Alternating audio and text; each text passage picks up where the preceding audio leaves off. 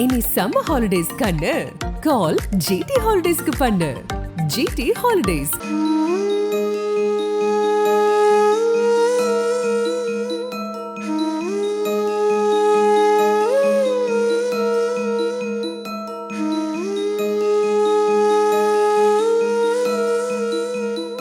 தண்ணீர் பஞ்சத்தால் திக்கு முக்காடும் பெங்களூரு மாநகரம். அடிப்படை தேவைக்கான தண்ணீருக்கு அல்லல் படும் மக்கள். ஆயிரக்கணக்கில் விலை கொடுத்து தண்ணீர் வாங்க வேண்டிய அவலம். தண்ணீர் பற்றாக்குறை குறித்து வெளியாகும் செய்தி விவரம் என்ன?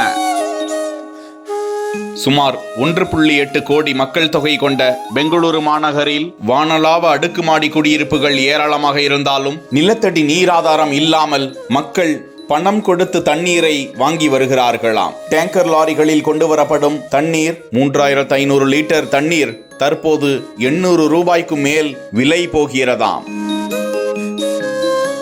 நாளுக்கு நாள் தண்ணீரின் விலை தங்கத்தை போன்று அதிகரித்து வருகிறதாம். பொதுவாகவே பெங்களூருவில் வீடு வாங்குபவர்கள் BBMB பர்ஹத் பெங்களூரு மாநகர பலிகே என்ற பெங்களூரு பெருநகர பகுதியின் குடிமை வசதிகள் மற்றும் உட்கட்டமைப்பு சொத்துகளுக்கு பொறுப்பான அரசு நிர்வாக அமைப்பான இந்த அமைப்பில் ஒப்பந்தம் செய்தவர்களுக்கு மட்டுமே தண்ணீர் வழங்கப்படுகிறதாம். இது குறித்து பேசும் சமூக ஆர்வலர்கள், அரசு போதுமான தண்ணீரை வழங்காவிட்டால் சொத்து வரி செலுத்தாதீர்கள் என குமுற தொடங்கியிருக்கிறார்கள். ஏரி பாதுகாப்பு, மழைநீர் சேகரிப்பு, நிலத்தடி நீர்மட்டத்தை மேம்படுத்துதல் ஆகியவற்றில் அரசாங்கம் தோல்வியுற்றிருப்பதாகவும் கடுமையான விமர்சனங்களை எதிர்க்கட்சிகள் எழுப்பி வருகின்றனர்.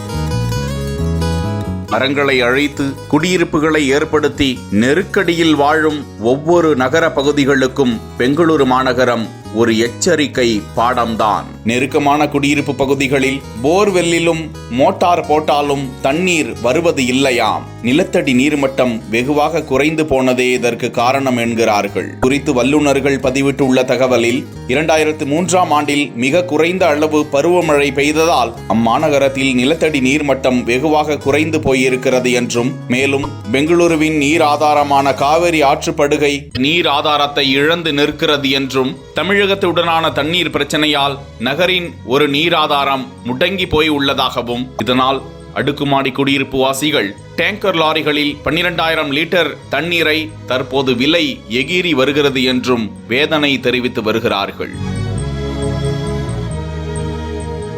இது போன்றெல்லாம் கர்நாடக தரப்பிலிருந்து ஏராளமான செய்திகள் வெளியாகி கொண்டிருக்கும் நிலையில் இதே போன்றதொரு நிலைதான் சென்னை நகரிலும் இருக்கிறது என்றும், சென்னையிலும் பல பகுதிகளில் லாரியில்தான் தண்ணீர் விநியோகம் செய்யப்பட்டு வருகிறது. ஏற்கனவே காவேரியிலிருந்து தண்ணீரை தர மறுக்கும் கர்நாடக அரசு தண்ணீர் பற்றாக்குறை என்ற காரணத்தை கூறி மேலும் தண்ணீர் தர மறுத்தால் தமிழகத்தில் விவசாய நலன் பாதிக்கப்படுவதோடு நிலத்தடி நீர்மட்டம் குறைந்து எதிர்காலத்தில் தமிழகம் கடும் வறட்சியில் பாதிக்கப்படும் என்றும் விமர்சனங்கள் எழுந்து வருவது குறிப்பிடத்தக்கது.